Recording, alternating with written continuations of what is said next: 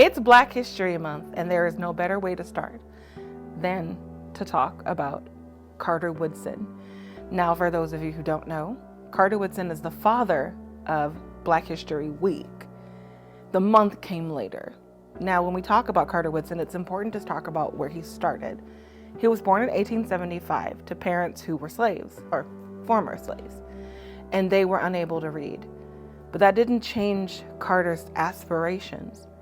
He taught himself a lot of subjects, but he did. He went to school when he could. Unfortunately, his family did have a lot of financial struggles for obvious reasons of the time.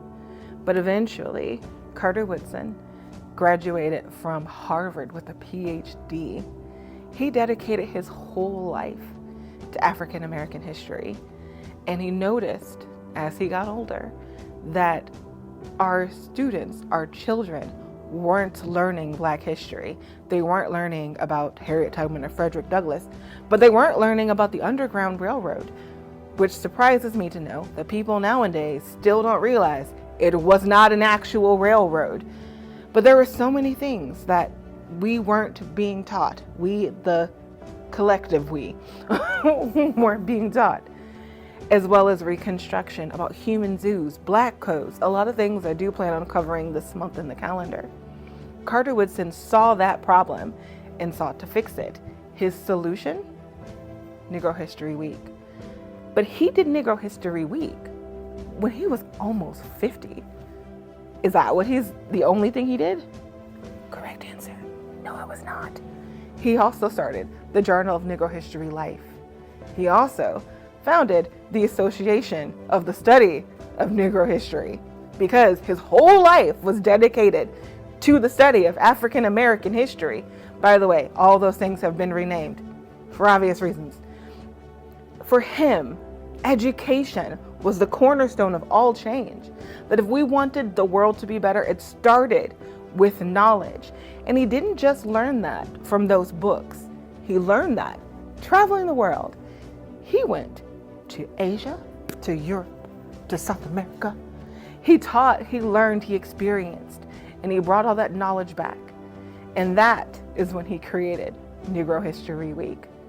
Now for him, the idea was, let's teach young people their own history as a starting stepping stone, because he noticed while he was at Harvard that the scholars did not care for the perspective of Black Americans, that the scholars did not look fondly upon introducing our story into the narrative of textbooks. I'm wondering if anyone is seeing a connection between then and now. So he took it upon himself to ensure that our children learned our history. Now it's our turn.